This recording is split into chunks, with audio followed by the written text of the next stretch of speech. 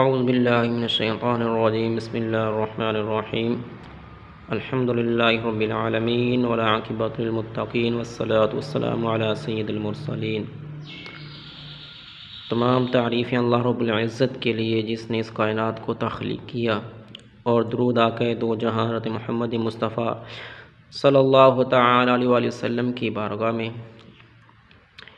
خیرکم من تعلم القرآن وعلمہ، تم میں سے بہترین وہ شخص ہے جو خود قرآن پاک سیکھے اور دوسروں کو سکھائے۔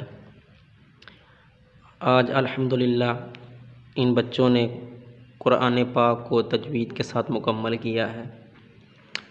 اللہ پاک ان کو صحیح پڑھنے کی اور مزید اس کو یاد رکھنے کی اور اس کو حفظ کرنے کی توفیق عطا فرمائے۔ ان سے آج آخری اسباق ہم سنتے ہیں۔ سناؤ۔ اعوذ باللہ من الشیطان الرجیم، بسم اللہ الرحمن الرحیم۔ قل اعوذ برب الناس، ملک الناس، الہ الناس، من شر الوسواس الخناس، الذي يوسوس في صدور الناس، من الجنة والناس۔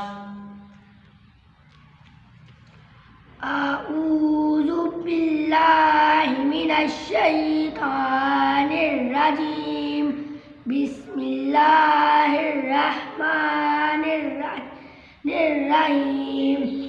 قل اعوذ برب الناس، ملک الناس، الہ الناس، من شر الوسواس الخناس، الذي يوسوس في صدور الناس، من الجنة والناس۔